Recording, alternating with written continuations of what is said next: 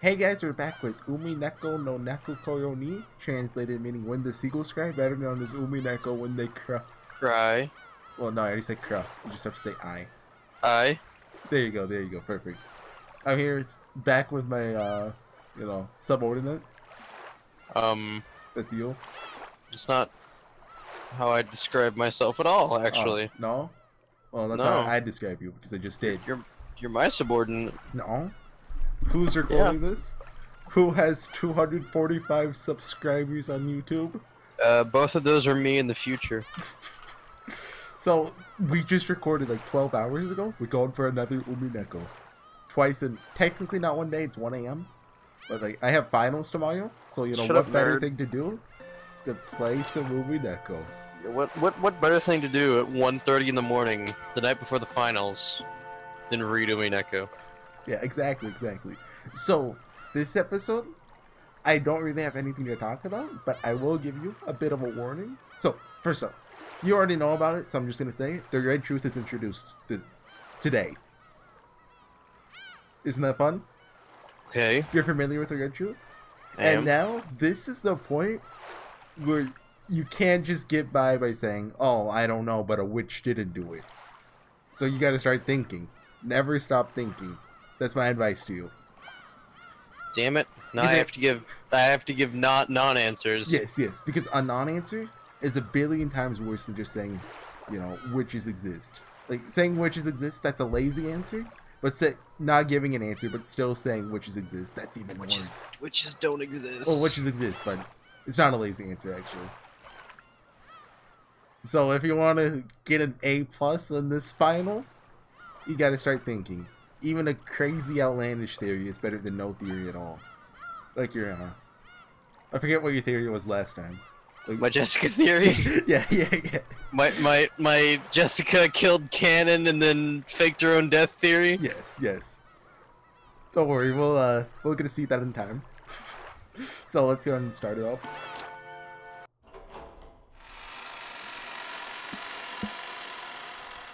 And I think we're here with Kenzo.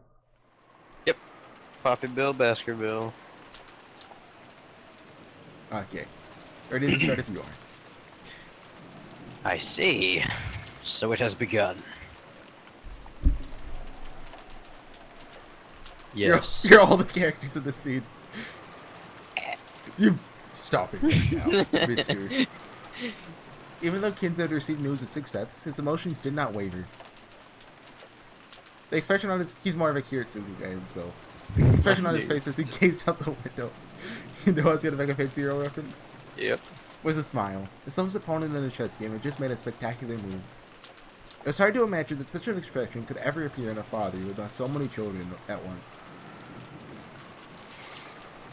Goda and Cannon followed Rosa-sama's orders and went to call the police. After that, she ordered us to follow your orders, Master. What shall we do? This island has already been cut off from the real world. Mere phones will serve no purpose. Should I have them stop? Until the roulette is finished, what they do to pass the time is up to them. Umineko? Yeah. Did he crash? Load, hello? Let them do as they please.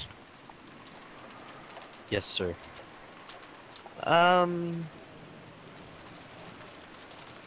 What should we tell Rosa-sama? Didn't I say they should pass the time as they pleased? They can sing if they want, dance if they want. They're even free to hang themselves by the neck or jump into a boiling kettle. Until 13 people die, they can spend their time as they like. If that's too boring, they can wonder about whether 6 times 9 equals 42 or something. That's the answer to the mystery of humanity and the universe. D.A.E. The Hitchhiker's Guide to the Galaxy. Was that in the original? Hold on, switch to Japanese. Do I see 6 times 9 equals 42 here? They use Arabic numerals, right? Japanese. I don't. Oh, nope. That's in the original translation. Holy. DAE, Hitchhiker's Guide to the Galaxy? I still haven't read that. Have you? I watched the movie, which apparently was way worse than the book. I've heard the movie isn't bad, but like the book is like in another league, apparently. On the same level as Dune, I guess. Of Dune? I haven't read Dune. Dune's a big deal too. Oh, okay. Even though the book is like 85% cartography. Anyways. We can talk more about sci-fi. Like I've been thinking of reading Hyperion. Hyperion? One of those. Yes. My apologies. Shannon cowered in pride at the sudden rage. Genji made a gesture as though telling her not to speak out of turn. Shannon couldn't help but regret saying too much. However, you two are also free to do as you wish. Oh my god. Yeah. Your game? Genji. Oh. And Shannon too. You have done well, sir. Excuse me. Serving me until today. Your words are too good for me. But, we are furniture who have sworn to serve the master. We stand ready to serve you no matter the time, until the very end.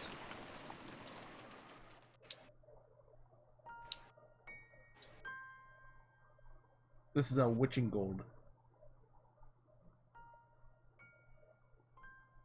That's Kinzo talking. Oh. I want to tell you about everything. Shannon, I am going to write a will. I shall need you to transcribe for me. Please, Genji, my usual drink. Like to imagine Kinzo just drinking like pure alcohol. My usual drink, and he pops the cap off the hand sanitizer in the corner. Huh? Yes, sir. Nanjo after recommended that Kinzo read a will because of his health, but each time he had, Kinzo had gotten mad with rage. Ever since then, you think will would have been the word Kinzo hated most. After hearing such a word come from his lips, Shannon couldn't help downing her ears for an instant. Shannon hurriedly prepared the side table and some writing paper. Genji followed his orders and began preparing the usual green, evil drink. He puts like a vampire bat sticker on the glass. A skull and a crossbow. Yeah, a skull. He writes mean on the side. Puts a little umbrella in it. Mean, but also classy. Yeah. I'm ready.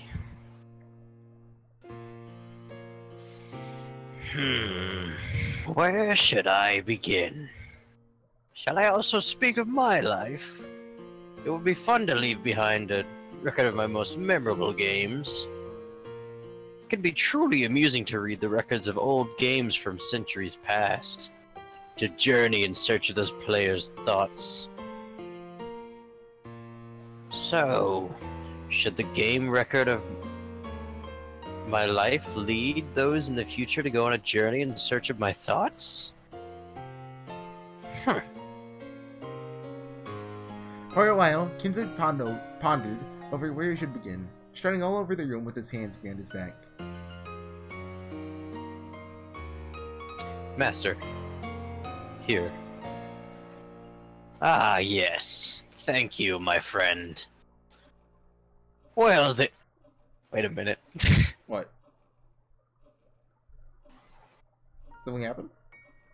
Where's the cool red LEDs? Genji! Sorry. I Anyway. would really love like just a Kinzo and Genji spin-off. yeah. It's like the it's like the one with Shiro and Saber. Instead of making food, it's just Genji making like really volatile alcohol.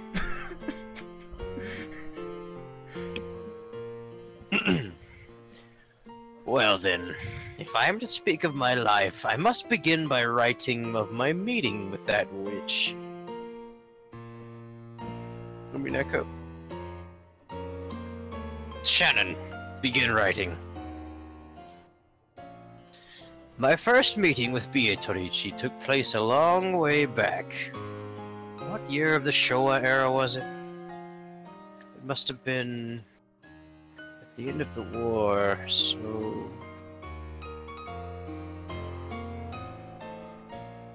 Fade to black and I don't get to get any exposition.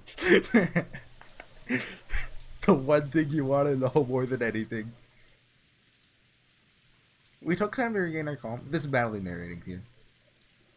Oh. We took enough time to regain our calm, and we each swore to our parents that we'd catch the culprit.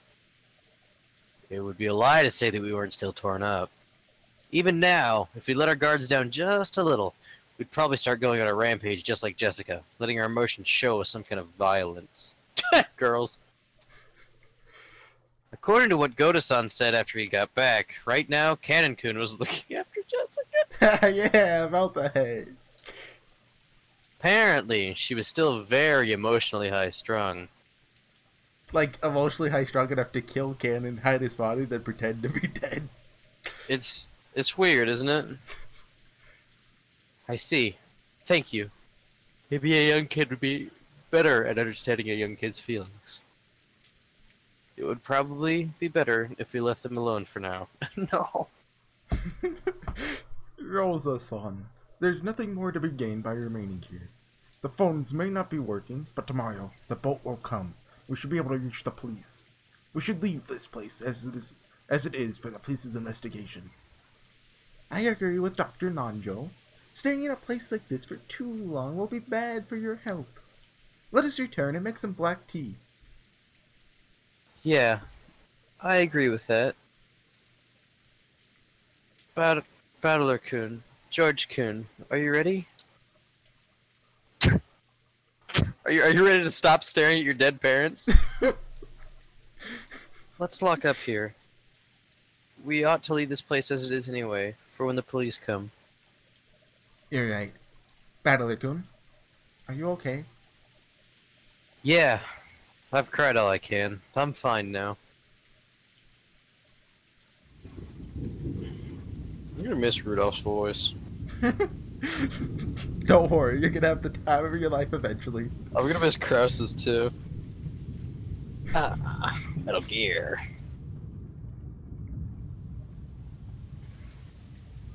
This is still you, I think. Battler narrating, that is. Oh yeah. The police would surely find some evidence during their thorough investigation, but we weren't adult enough to wait for that. I had investigated the chapel in my own way, trying to grab the culprit before the police arrived. And what I figured out was... absolutely nothing, frustratingly. I wasn't able to find a single hint. Come on, let's go out. Maria, we're going. Maria! Don't keep staring at it. Ooh. Come, Maria-sama.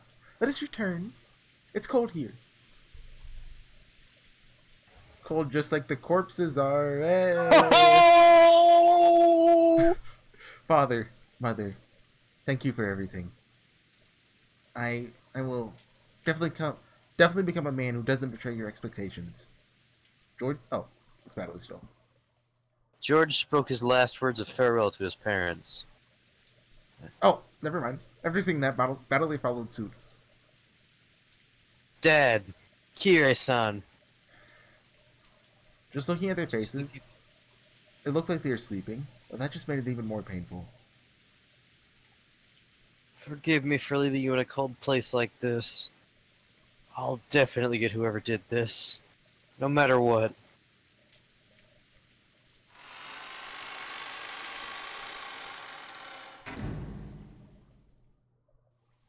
What if the witch's symbol was just a plate of spaghetti? Well, then that would be probably easier to do than, like, you know, putting up a full pentagram. Yeah, that's what I was thinking, actually.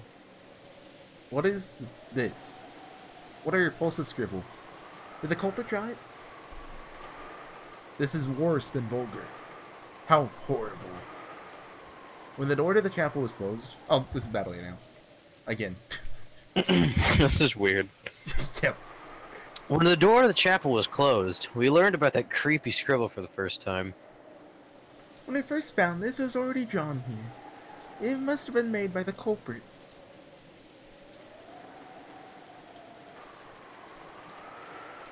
So, supposedly, the culprit was a witch, and this is a magic circle to summon a demon or something? This is the 7th magic circle of the sun. Don't you even know that? It's common knowledge in the world of witchcraft. Or DAE, Golden Witch's Banquet? Ouch! Hey! Don't I always tell you not to make that creepy laugh? Why is yours voice so deep? I don't know. I just thought it'd be funny. Maria, go on. What does it mean? It's a magic circle to escape from physical or mental bonds. And the part written around the circumference says, "The Lord has freed me from my chains. I will offer you the sacrifice of thanksgiving. You'll call on the name of the Lord in Hebrew." She knows Hebrew? Sacrifice of thanksgiving? So they killed Father and the rest to use them as human sacrifices for this magic circle. That's why they stuffed them like turkeys! It all makes sense! Oh my god. Calm down, George Kuhn. This is the culprit trying to provoke us. I'm sure it doesn't mean anything. Talking about it will only poison the heart. Thinking about it. And looks like there's some English written here. Happy Halloween for Maria. I get it. The key to open this door is handed over to Maria. Is that what's going on? Probably Yozo. Well, this is the chapel, after all. Maybe Maria doesn't mean Maria Chan, but the Virgin Mary. In that case, you could read this as a blasphemy against God in the name of Halloween. They say witches who make contracts with demons swear to defile God's name at all times. What? Those dang Satanists sneaking up on my private island and desecrating my private chapel. Yeah. Satanists. There's just a bunch of people with goat masks hiding in like the woods. In that sense, this really is a witch-like crime. Sounds like you know a lot about it. Did you get that from Maria? Yeah, something like that. It's badly, probably. Probably. You can The tell chapel, what huh? They went to all the trouble of calling them out here and killing them. Aunt Rosa, does this chapel have some special meaning? What do you mean, special meaning? Well, someone carried 6 human corpses all the way over here and set up those elaborate decorations. We can't tell if she called the 6 of them over here before killing them, or if she killed them before carrying them over here. But either way, it'd take a lot of effort. Ooh, which one do you think of that one? Do you think that person called them there, or do you think they carried them in there? Based on what I know, I think she killed them and then drugged them in there. Okay, but Because... Oh! both would be difficult to do. To get them in there, they'd have to use something to lure them. Like if she had something they wanted. And the other one, if they were to kill and then dragged in there, you know, she could move them with magic, obviously. But if to physically drag them in there, you know, to do that, it would be hard to do that alone. And if we I think... Actually, now that I think about it, there were 3 gold bullions on the table, weren't there? Yes, there were. So maybe they were just discussing that, and then she killed them. Jessica killed them. Oh, so someone pretending to be Beatrice. Maybe it was Jessica. Maybe it wasn't. Maybe Jessica. Maybe not. Yeah, it was like, yo, adults, I got gold. Gold. Want to come to the chapel? Check it out. They're like.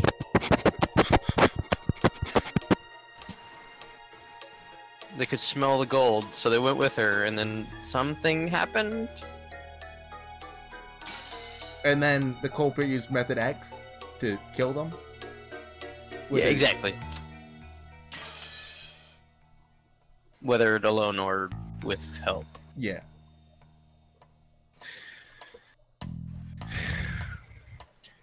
Why did the culprit want 6 people to die here? Because that's the first Twilight. It took them until like the end of the first episode to realize the Twilight's last time. So don't expect anything. True. By doing something that elaborate, there would be an extremely high chance of some disadvantageous evidence being found when the police arrive. It is inconceivable that the culprit would fail to realize this. The issue now is why the culprit went through all that effort. That's another question. Why does the culprit kill according to the epitaph? That's something I don't expect an answer from you right away. But is there anything that immediately comes to mind? Assuming it is a witch. The most base thought that I have about that is just to incite suspicion. Or like, superstition, maybe? Okay. That's totally valid.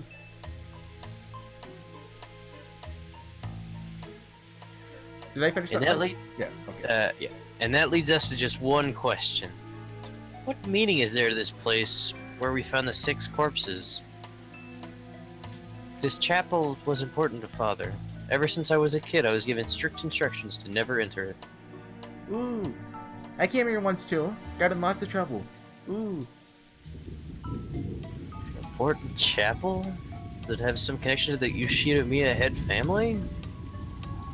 I don't know. Father viewed this chapel as very sacred, and he treasured it so much that he had it redecorated several times.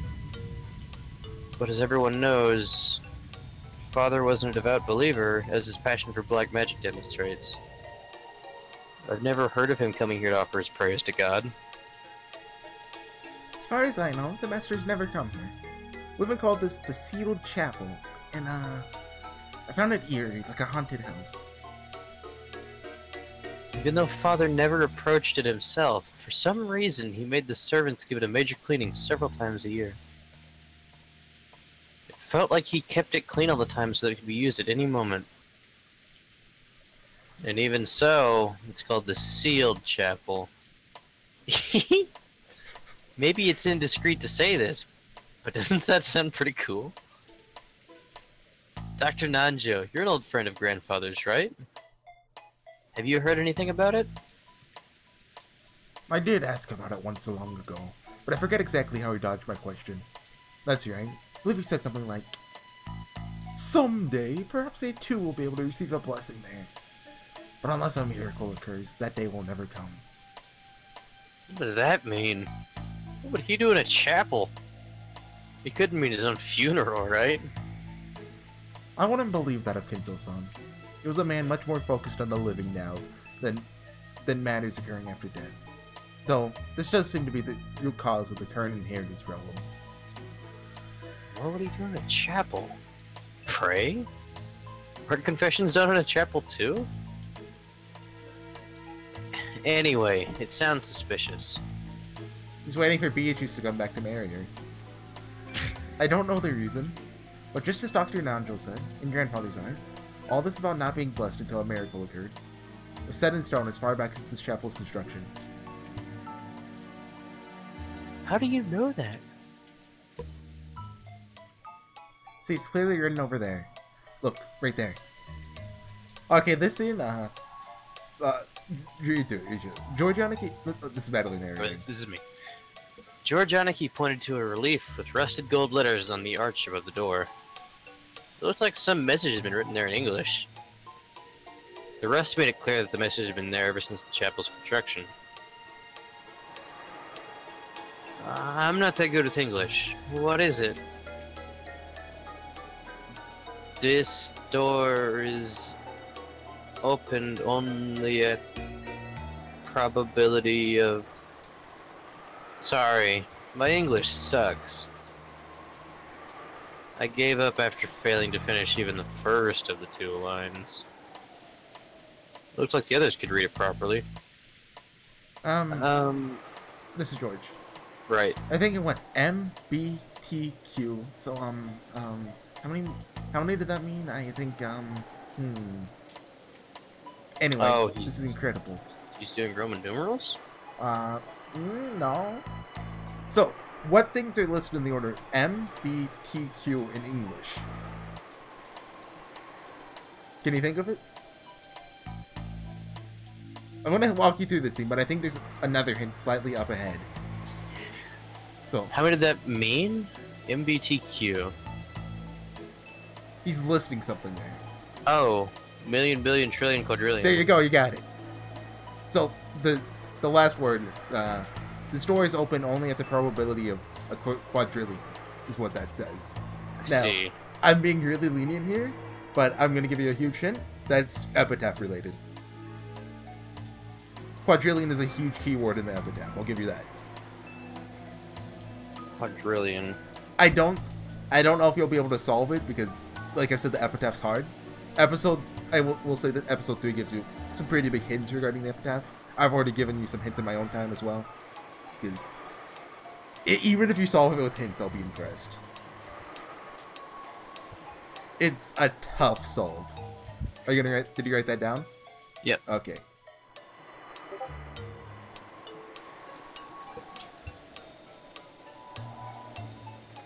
Anyway, we can get on with it. You can think about quadrillion and how it relates to the epitaph if you want. You might be able to figure it out with just that. Maybe. It really wouldn't be impossible unless a miracle occurred. Certainly. It's quite reminiscent of the old Kinzo-san. Loved using gambling as a metaphor whenever he got the chance. Hey, come on. Can everyone read it? Someone tell me what it means too.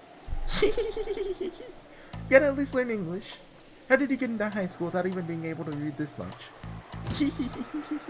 Ouch. Ouch, ouch, ouch. Mind your own business. So what's written there? Simply put, means something like this. Unless a miracle occurs, this door will never be opened.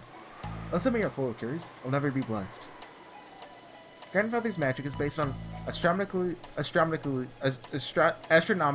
low probabilities. I got it. In other words, a miracle for opening this door probably require an incredibly vast amount of magical power. Ouch. Nice job. You can shut up now. Rosa-san, did you have Maria take English classes? Looks like it's useless to try and learn English unless you want to start when you're young, after all.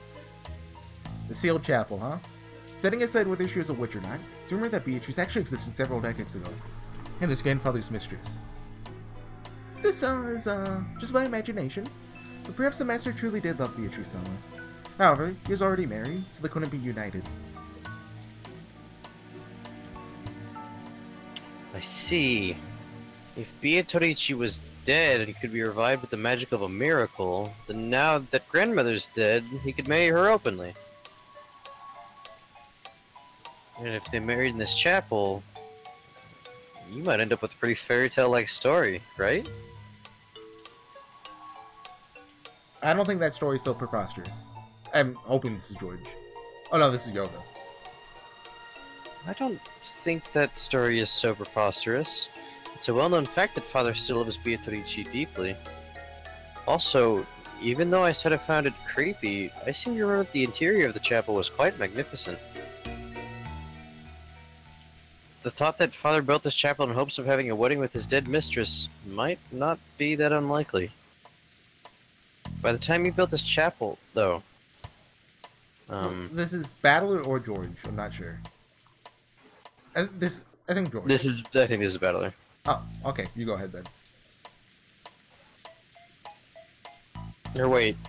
I think this is George, but... I think this is George too. Go ahead.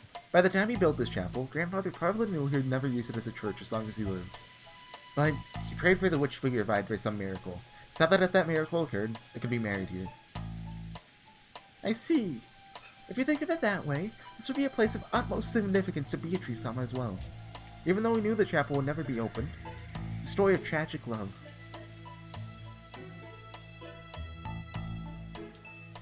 Even though Goda-san was even bigger than me, his words were touching.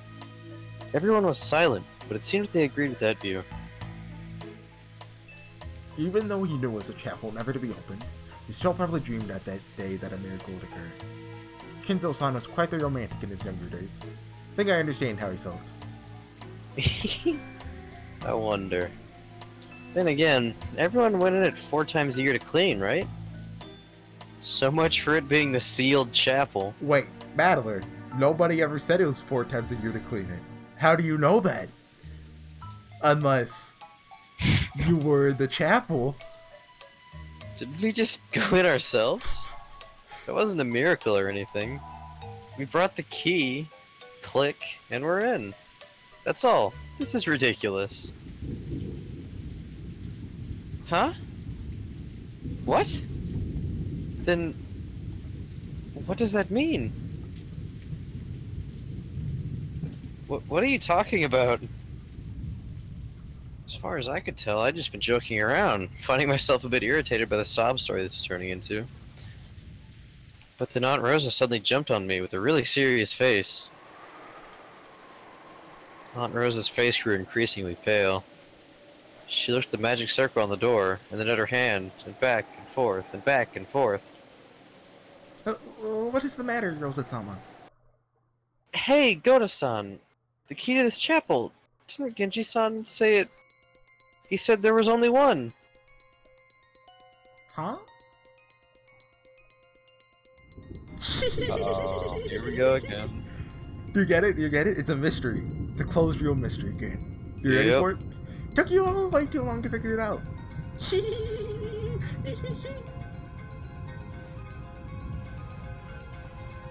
think it's still battling, so. When a kid pulls a prank, it sometimes goes unnoticed by the adults, and the kid who did it gets all disappointed. If such a prank then gets sprung on someone much later, it can really make a kid's day. Maria's celebration just now looked a lot like that. Yes, that's right. There's only one of those keys. It's the key to the Master's treasured chapel, so there's only one with no duplicates. It is normally kept safe in the key box in the servant room, but... That's right. And Genji-san said it had gone missing. So someone stole it, put it in an envelope, and handed it to Maria? And they did it yesterday! What the... So in other words... Isn't that strange? So, do you have any thoughts on it immediately? Well, this one kind of has an easy answer, I think. What is it? So whoever is disguised themselves as Beatrice. Yep. Stole a key. Yes. Unlocked the chapel. Okay. Put it in an envelope. Okay. And gave it to Maria. Okay. How'd you lock it?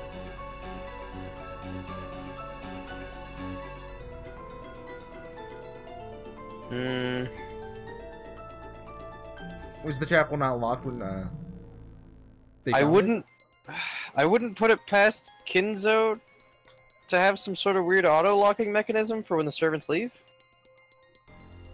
I'll go and say right now that there isn't such a thing. Okay. It'll get talked about later, but I don't want you using that kind of reasoning here. Although, that's not bad reasoning at all, actually. I'm killing your efforts, though. That's absurd. This is getting bizarre. What do you mean? I don't have a clue what you're talking about, but that was good initial reasoning, though. Me neither. Will you explain it for us? Goda and Nacho's failure to understand definitely wasn't because they were stupid. They didn't know. They didn't know how long the only key to the chapel had been in Maria's possession. There's no mistake. It was locked up. I unlocked it.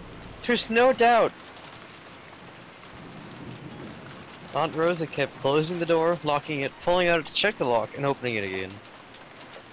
Her face was becoming pale again.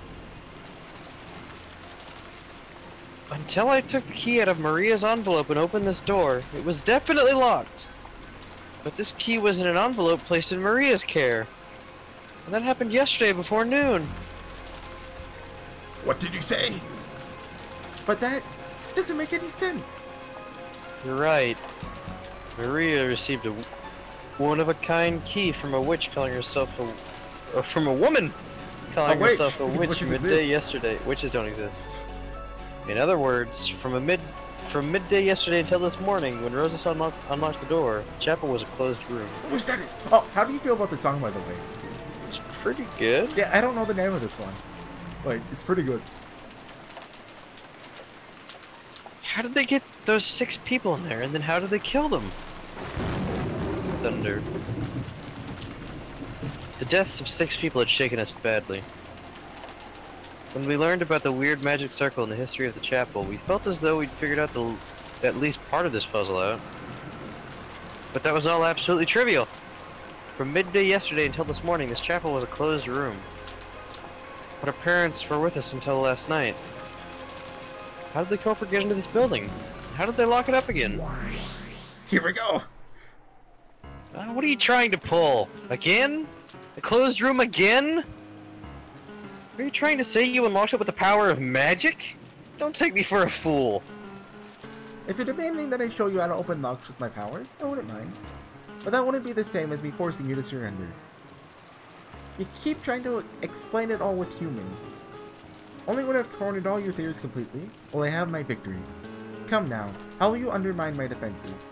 What trick could a human have used to defeat them? It's just like the closed rooms last time. Not enough information. It's impossible to reason like this. Any excuse be made. Any trick could work. There's no way to reason it out. Huh. That again? There's not enough information, so you'll wait and see? Your information is uncertain, so it's impossible to use your reasoning? This is always the excuse you humans use to let yourself stop thinking. Who do you think you are, lonely human? Are you saying you can't even think unless you're, like, Laplace's demon? You incompetent fool? I don't get the reference. Not sure. It's probably from the Lesser Key of Solomon. Be it Beatrice or Yakushi, whichever one that's referencing it. Besides, you make it seem like a lack of information works against you. It's the other way around, you see? The more information you're given, the more it will make you suffer. It will only increase the strength of the compression that's squeezing you. Oh, in that case, let me say this. It's impossible to verify that this is a closed room in the first place. We're already talking about demons, I can play that game too.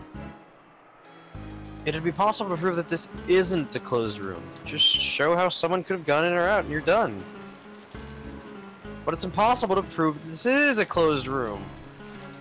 You could never deny the endless set of possible methods for getting in. In other words, this is one of those devil's proofs. This concept of a closed room is actually something that can never be proved. So, first you stopped thinking with a lack of information as an excuse, and now this. Very well. Is she talking to you or Battle here? We're the same person at this point. If that is your move, then I'll accept it. Continue. First off, it looks like you're trying to claim that the chapel is a closed room.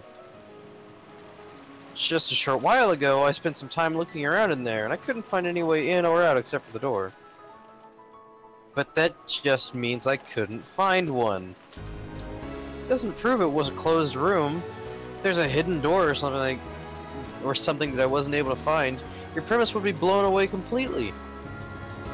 In other words, whether I managed to find a hidden door or not, you'll never be able to deny that there existed some sort of method X that had let you into the closed room. And this meth.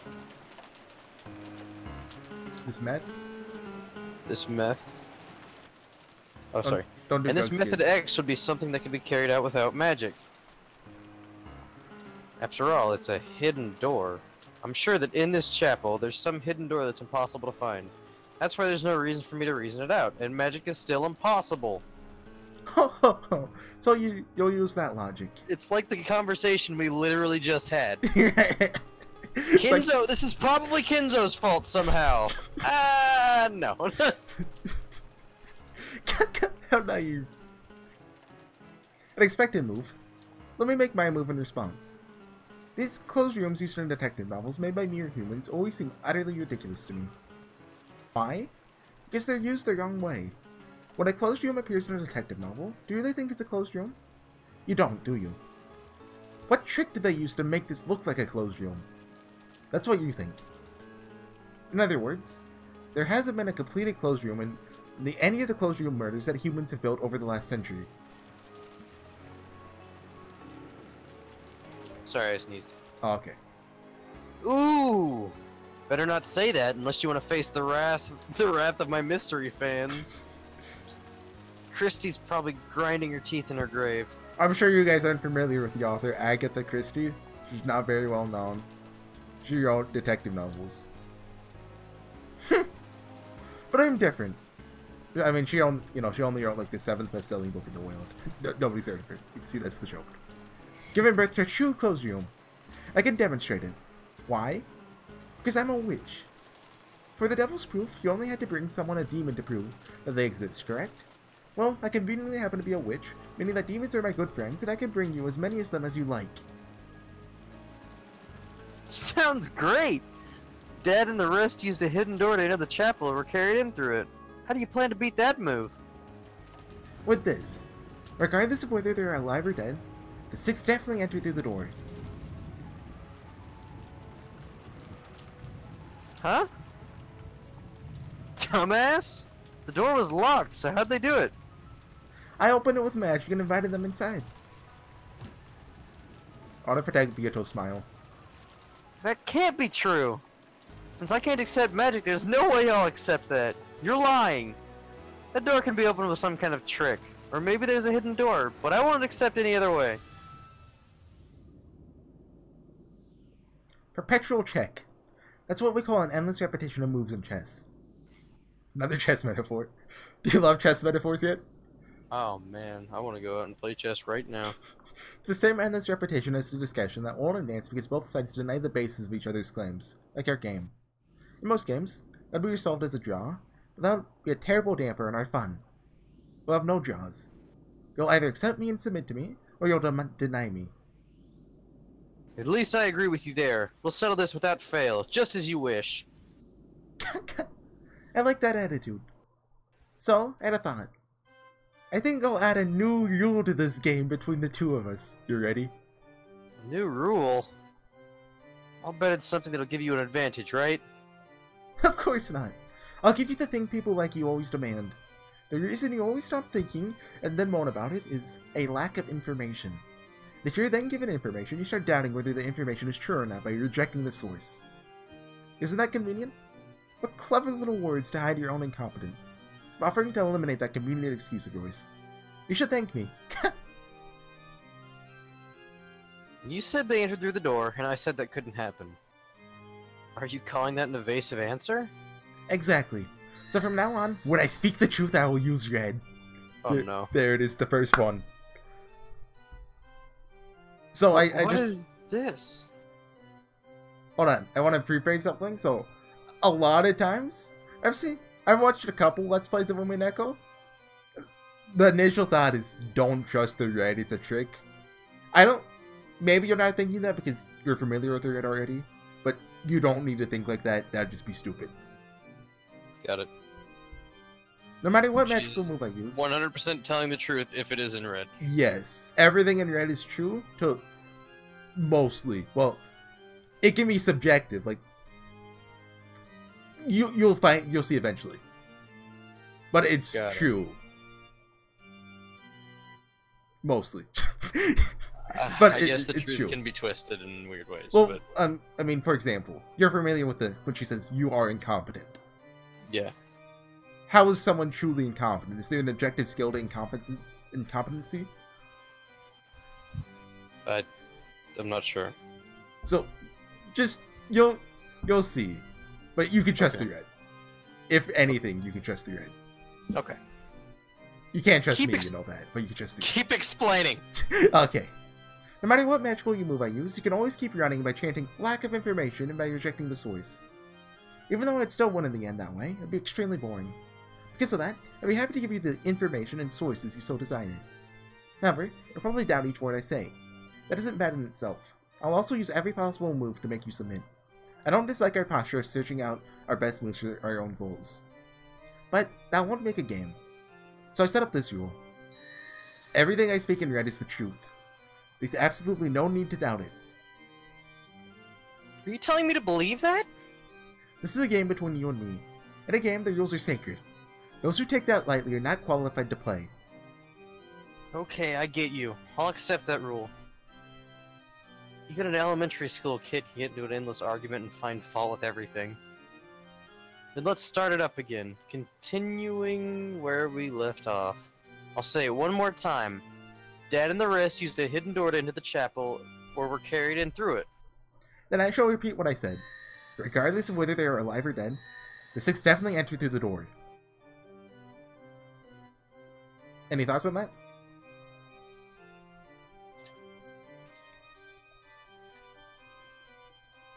Are you writing that down? Yep. Okay, you're gonna have a lot to write down.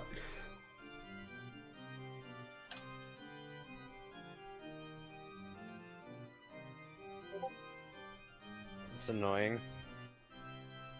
Is there any proof? Stop. I'll supplement the rule. When I speak the truth, I'll use red, and when I do, I will not bear the responsibility of establishing that claim by showing proof. It will simply be facts and the truth. My reason is simple. I carried out all the crimes with magic. So for any impossible crime, all I have to do is wave my magic staff around and show you how it's done. But that wouldn't make a game. It'd be as barbaric as ignoring victory and defeat in a chess match and punching your opponent in the face. Well, that makes sense. Since you're a witch, there's no need for you to show evidence for what happened. Since you can do anything with magic. Damn it. Talk about an unfair game. So shall we resume once more? The 6 definitely entered through the door. I unlocked it with magic. How will you get around this magic? This closed room? The key! Genji-san and the others said there was only one key, but that's impossible to prove. The culprit secretly made a duplicate key. Only one key to the chapel exists. I don't have to write that down. Then what about this? The culprit made something other than a legitimate key and opened it. I don't know what. Maybe a wire? A tool for picking locks. What is this naive move? It is impossible to unlock the lock to the chapel with anything but the chapel's key. Although what key exists? Although it can be opened with the power of magic, right? Then what about this? There's something wrong with the door itself. There was some way to pass through it even while it was locked. As to what that is, I can think of a few ways. Maybe it's like those big doors on a castle that have a smaller door in them. It's also possible that they removed the hinges and then removed the whole door before entering. They removed the door. I love Battle's logic. Is this the best? Please don't defend it. Is this the best a century of human wisdom can manage? Battler! When the door to the chapel is locked, it prevents any and all methods of entry or exit. Assuming you can't use magic, right? Is it about time for checkmate? Not even close. You said those 6 people entered through a door, but you didn't say it was the front door. They might have entered through another door, or a secret one. You talk too much, you incompetent fool. Then let me expand on my earlier move. The 6 definitely entered through this front door. Was that your theory? Screwed up. Yes. Oh no, talk about it. What's your thoughts so far? Pretty much the same thing Battler's thinking. That the door referred to another door? Yeah, I was like, okay, well, maybe it wasn't that door. There's gotta be another door somewhere, right? Yeah, okay. But I guess that theory's out the window. Any other theories as of right now?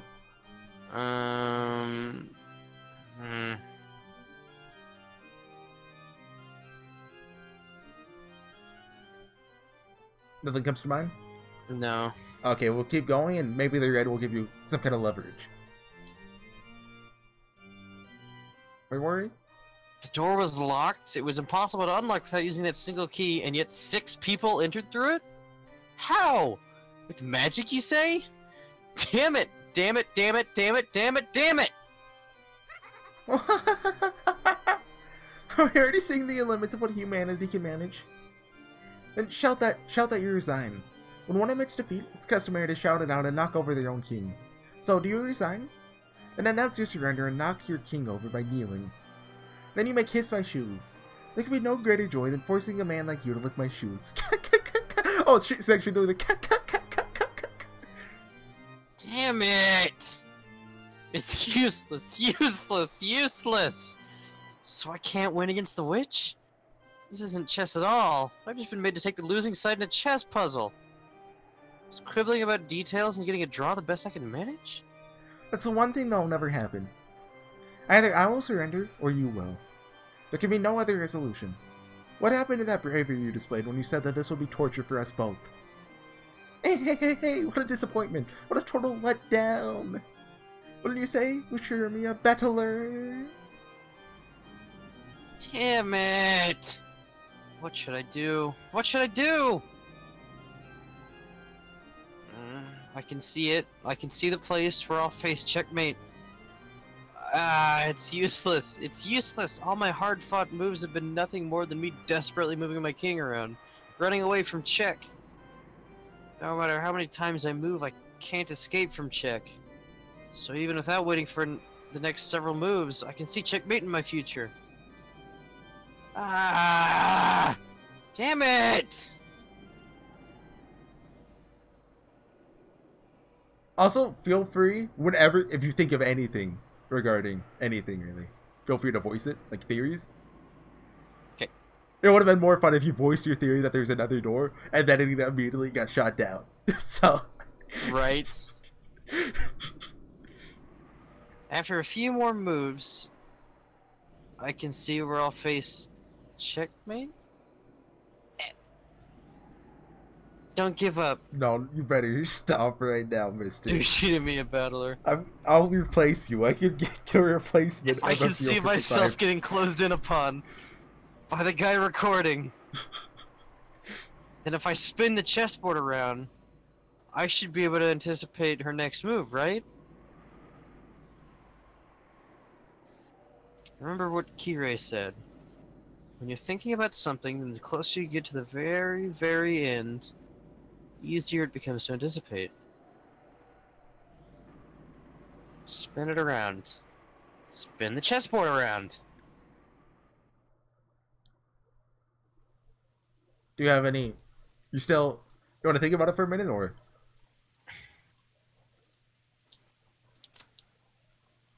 Try doing this battle yourself and think about it from Beatrice's perspective. I'm not going to give you any hints here, so if you don't come up with anything, that's fine, but...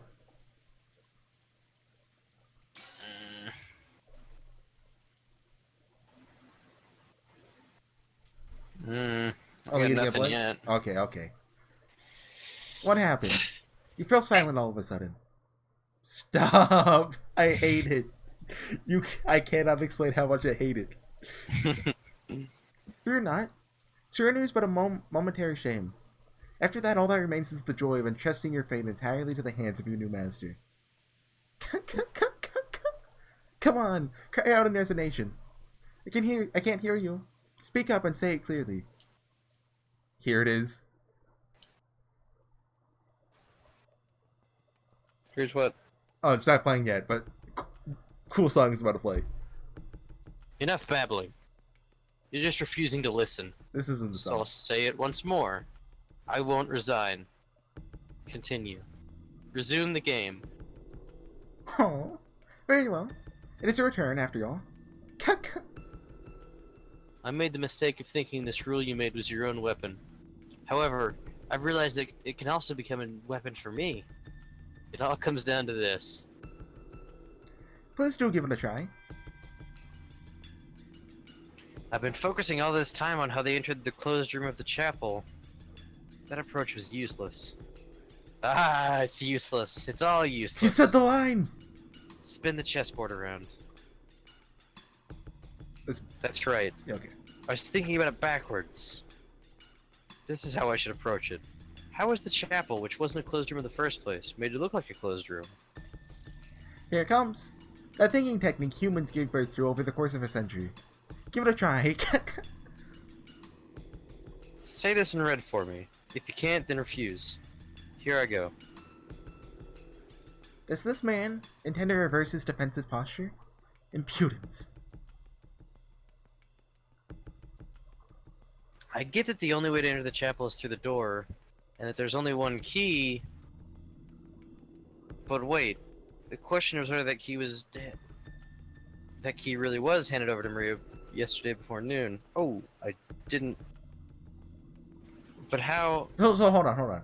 What do you think happened now? It's an incomplete thought. Oh, no, feel free to voice it, even if it's incomplete. But I mean, I really don't know how...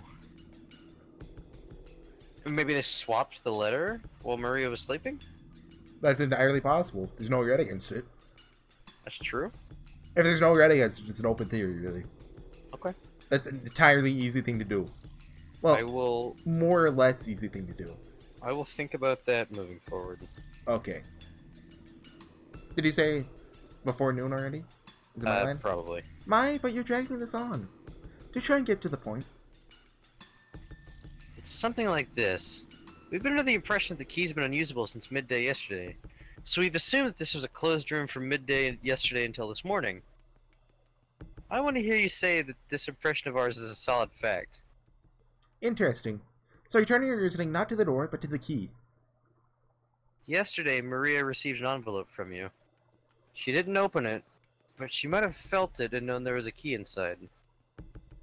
But it's not like she'd have been able to confirm absolutely that it was the key to the chapel.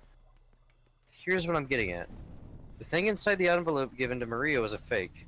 Oh, I don't know about that. Well, wait, what do you think happened then?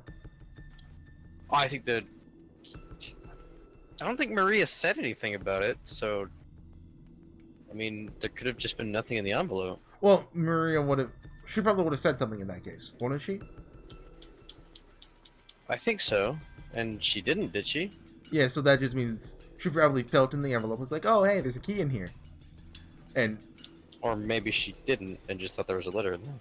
Well, then why wouldn't she voice anything and be like, yo, where'd that key come from? I guess it goes either way. And I think this is Beato now. If you think about what you're saying, it's ridiculous. This morning, Rosa definitely took an envelope out of Maria's handbag, and from that obtained the genuine key to the chapel. It wasn't a fake, as you suggest. So my theory still holds up? What do you think it happened? That she swapped them. Yeah, okay. Maybe there was a fake key in there, maybe there wasn't, I'm not sure. But I do know that at one, or I think I know at one point the keys were swapped. So basically what happened, the culprit, instead of Beatrice, let's refer to them as the culprit, because, so the culprit, you just call them Jessica for now on. Small bombs. The Jessica. The small bombs. So the culprit killed the 6, locked the door, put the key in an envelope, and then went into the cousin's room, took the envelope that they gave Maria the day before and put that envelope there? Is that what you're saying? Yes. Okay. That's what better. I think could have happened. I know that much. I'll continue. In that case, when Maria first received the envelope, the thing inside was definitely that same key to the chapel, right? Oh. Oh! See what I'm getting at? Midday yesterday, you gave Maria an envelope with a key inside. And you told her that she mustn't open it. Maria probably realized it had a key inside. Later on, Aunt Rosa used the thing inside the envelope to open the door to the chapel. And that's why we assumed it was the key to the chapel all along. This is the suspicious part. So is this what you're trying to say? That when I entrusted Maria with a key, that key was a fake? And then by the time Rosa obtained it, it had been switched with the real thing? Yeah, that's it. What's wrong, Beatrice-sama? You've been looking a bit pale for a while now, huh? Those close to me sometimes call me Beato. Beato. What? Beato? That is Beato. Beato. Oh, is her name Beatrice? Her name is Beatrice. The pronunciation is the Italian pronunciation. But Beato's... I think that's actually a male Italian name. I'm gonna stick to Beato. Yeah. No, Beato? No, Beato, at least. Beato. No, Beato. Pico. Beato will do. Beato. It's your turn, Beato. The turn of the Golden Witch. They said it! Dodge this. Very well. The key to the chapel truly was the object inside the envelope I gave Maria. Huh.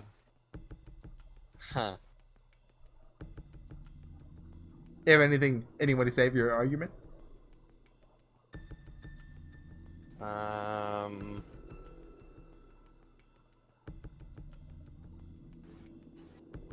Maybe she'll say something that makes me think otherwise. Well, Battley's about to. Anyway, let's move forward then, as Battley says. I'll move forward. Can you repeat it in red? That envelope was completely under Maria's supervision until Aunt Rosa opened it. If you can't say it, then say you refuse. Check. I refuse. I see. So, have you saved your theory, or? There were 3 swaps then. 3 swaps? Wait, what? 2 swaps? There was... Let's hear your theory. 1, 2... Oh, sorry, there was 2 swaps. So... Beatrice gave her the envelope with the key in it. Okay.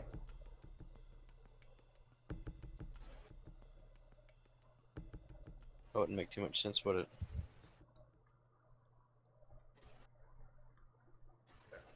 Let's move forward as you reason it out, okay? No, that Okay. would make sense, Okay. because she probably just has an unlimited supply of those envelopes, so what would it matter?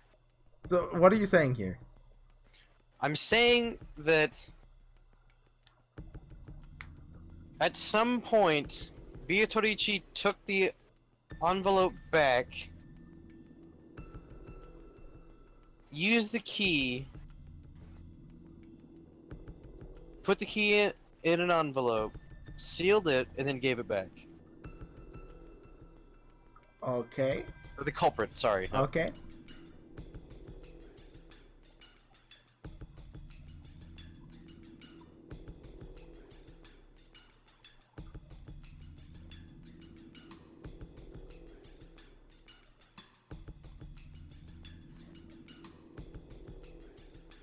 Is that crazy, or? I don't think it contradicts any of the reds, but wait, does it? I don't think so. Okay, I think you're good. Maybe.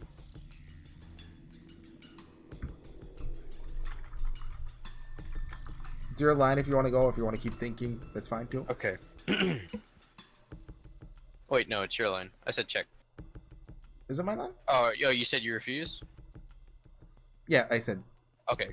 I've spun it all around with just one move. Now it's your king on the run, Beato. I have a reason for refusing. In regards to the definition of the phrase "under her supervision," in its purest meaning, Maria would need to have her eyes on it around the clock for that to be true.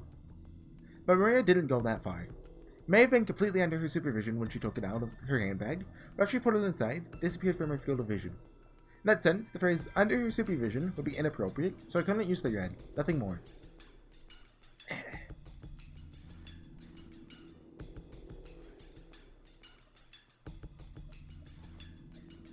I'll bet that move hurt. And your face tells me you've guessed the next one. Sorry. I'm kind to women. I don't hurt them. And I never betray a woman's expectations.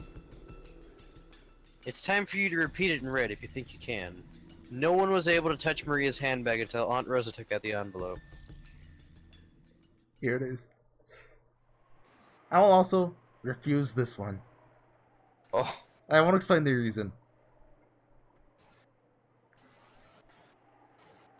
Nice. That's wrong. It's not that you won't explain it, it's that you can't explain it. That move gives us checkmate, doesn't it?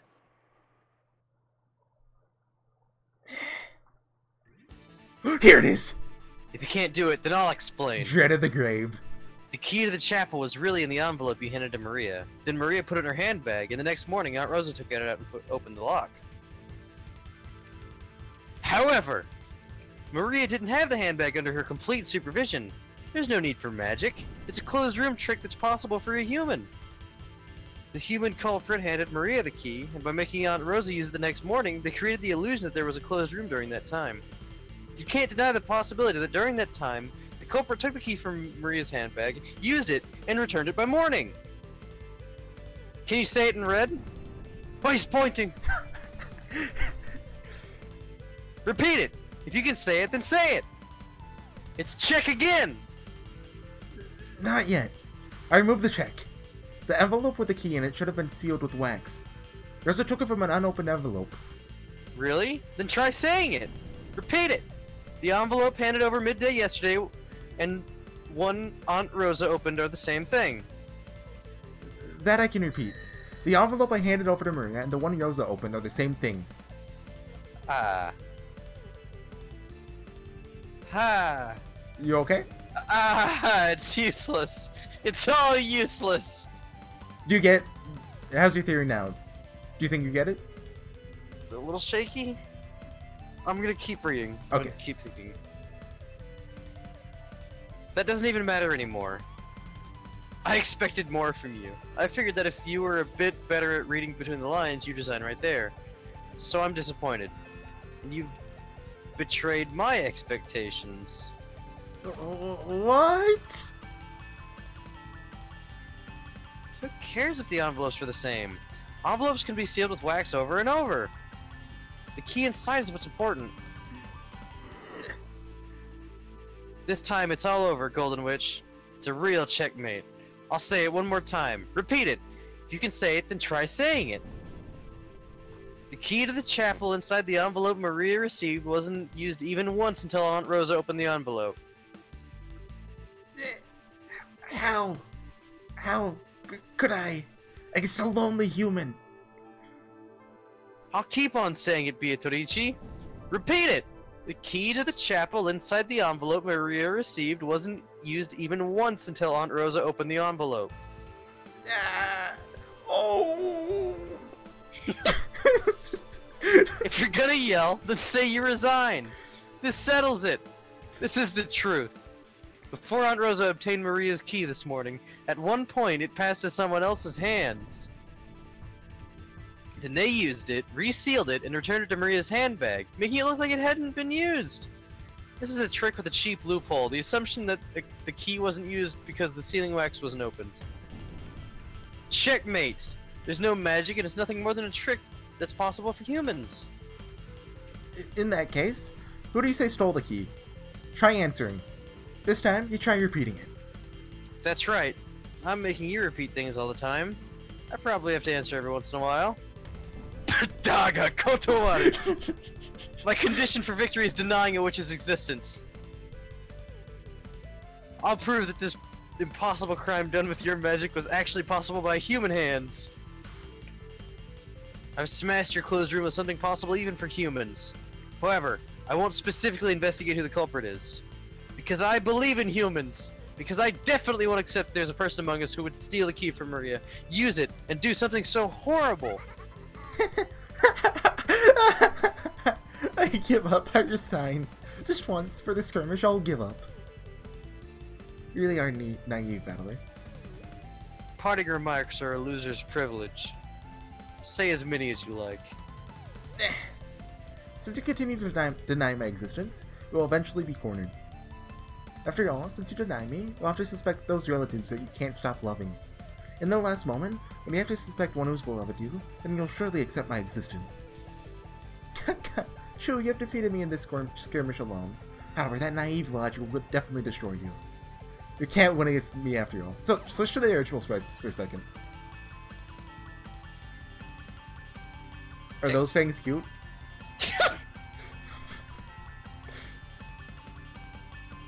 I actually like the PS3. The PS3 one more? That's the one where she has like a crescent moon smile, right?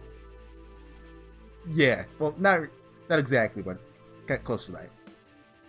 Show me a battler! End of chapter. Oh yeah, we still have Twilights to go through. I thought that was the end of the episode. I was like, holy fuck, we did it. We beat the witch. Finally. We beat the witch. It's over.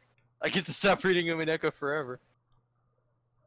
So, I'm going to ask you something that I'll be repeating after every Twilight explanation that happens. Okay.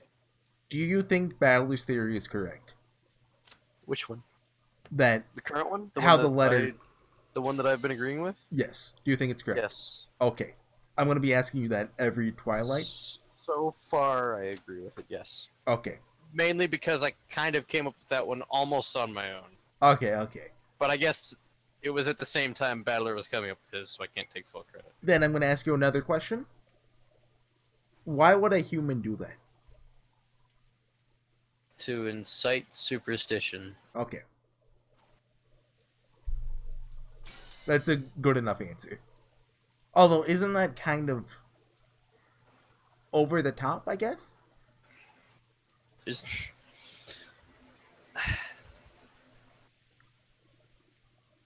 Yes, but...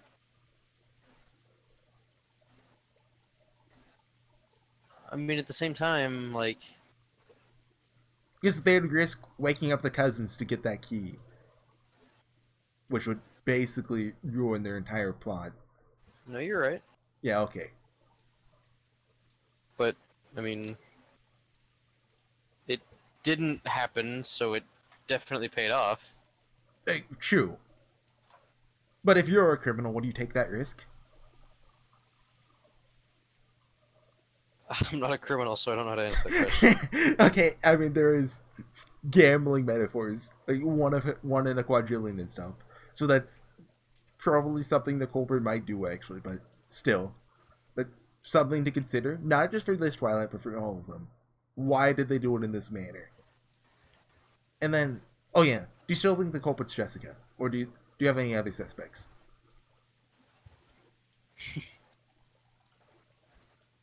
Jessica was really just a shot in the dark. Okay. I just blonde-haired, right? That's totally a legit argument, honestly. But after visiting a couple of my friends in Colorado, I realized that wigs are extremely powerful. Okay. But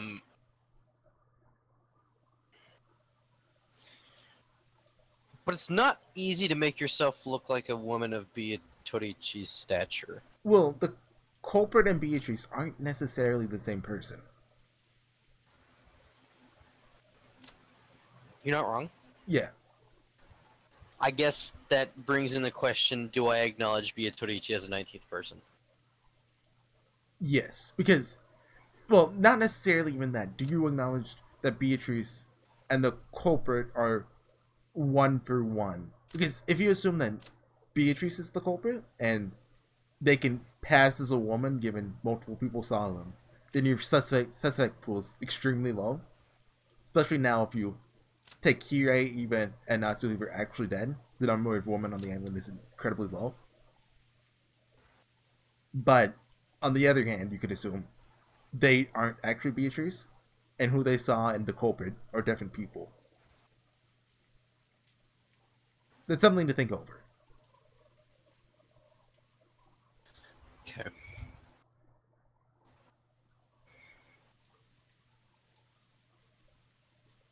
Because if you're to think the culprit looks like Beatrice, then the suspect pool is basically anyone who can pass for, like, a woman, basically.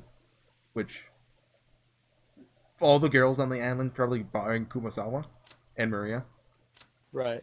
Which, there's not too many of them. So... But who has a girlish enough figure? Jessica! We've solved the case. They look so similar. It actually hurts. That is really true, given Beatrice's current outfit. And they both wear knee socks. They both have proficiency. Actually, Beatrice is way better. She wears thigh highs. she's got mad ZR. Oh, I do have a final question, actually. Did you like that episode, that chapter? Yeah, it was great. Okay.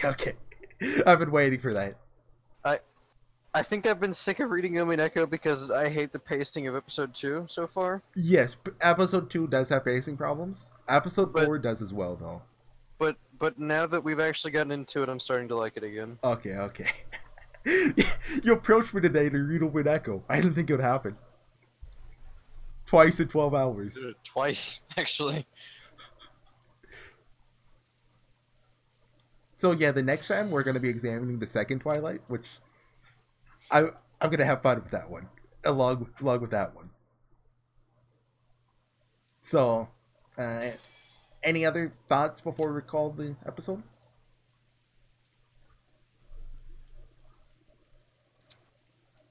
Witches don't exist. Oh, perfect.